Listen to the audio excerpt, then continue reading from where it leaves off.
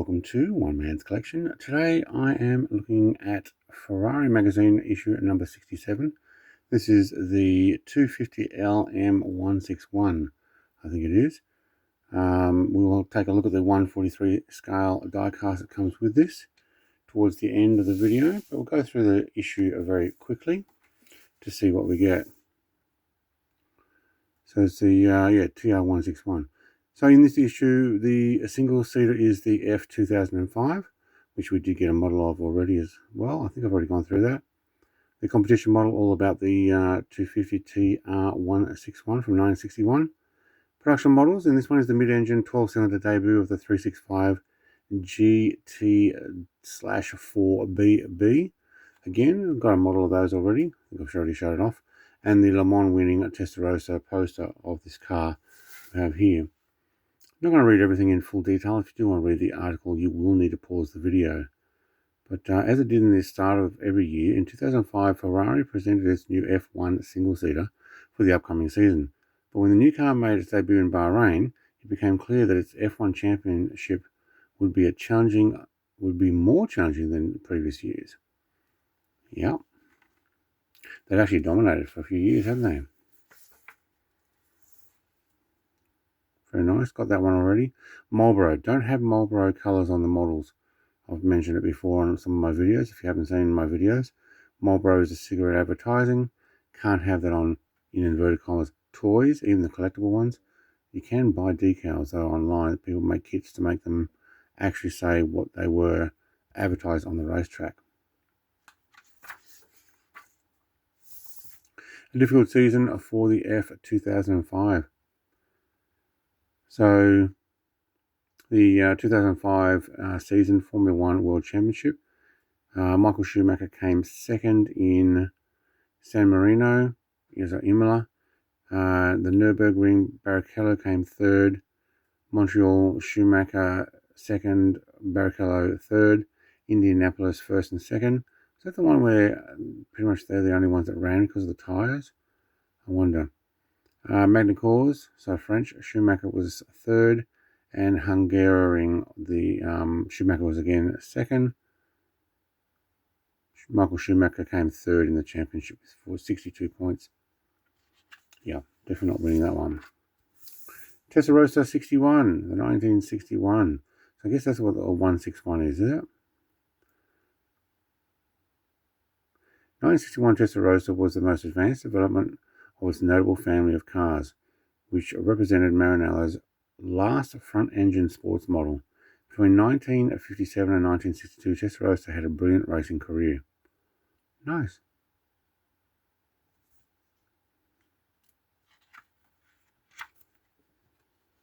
I'm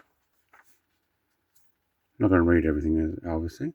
Ferrari Testarossa TR161, or was it? No, TRI61.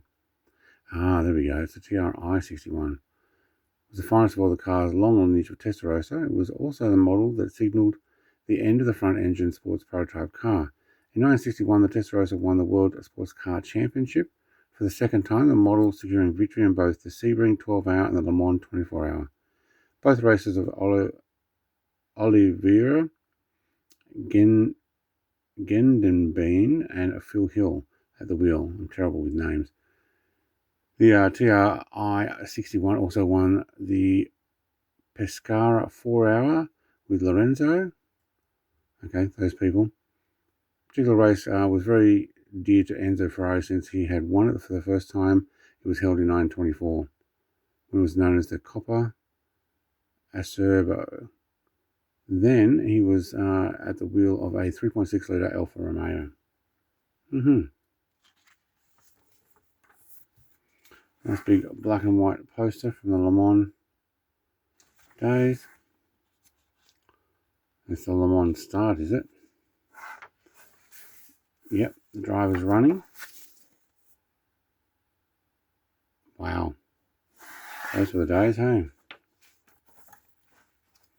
Engine is a front longitudinal 60-degree V12, just under 3 litres. 330 brake horsepower at 7,500 RPM. With about a maximum speed of 270 kilometers an hour or 168 miles an hour.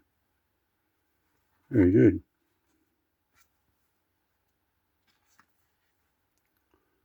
There's the technical sketches up there.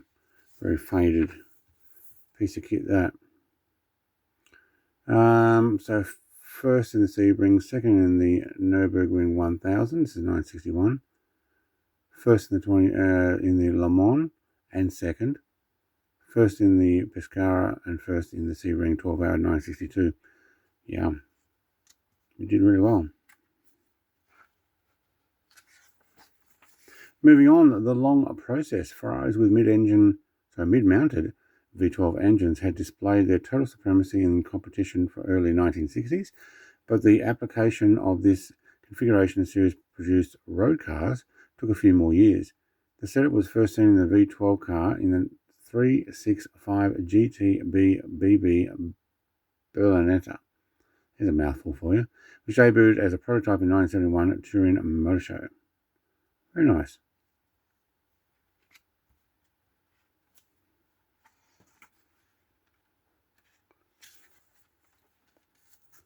Actually, don't mind these cars.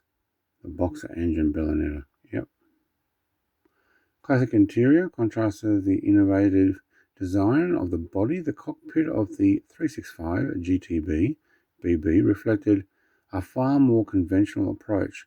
The classic arrangement of the instruments are situated in the dashboard, and the ergonomic positioning of the various controls were a reflection of the Pininfarina design philosophy.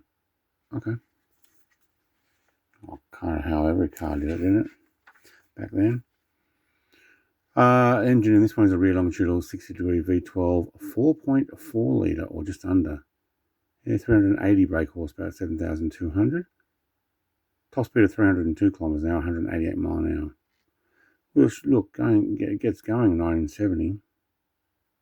In the next issue, part 68, is the 550 Maranello GT model.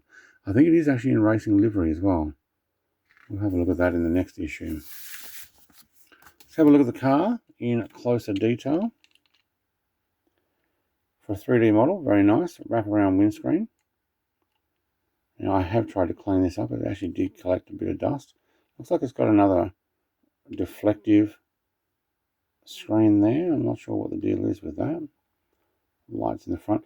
I do think these Ferrari models have come up really well looking at cars. Have a look in the cockpit in a second. Rear end. It's got a name on it, yep. Inside, we do have gauges in there. I'm not sure how well that's lighting up. There we go. Look at that. And the pedals. Silver floor. Bright blue seats. Well done. Good models, these. No longer in production, I believe. You can still get some, though, second-hand market for this collection. I'm going to put that on turntable. Actually, look at the trumpets in the front coming through the bonnet. That's awesome. And the glass top one. I'll put that on the turntable so you can have a closer look without my hands being in the way. But it's a nice, quick, short, concise look at magazine number 67. Thank you very much for watching. Like, comment, subscribe, all the rest. I'll see you in another one. Cheers. Bye.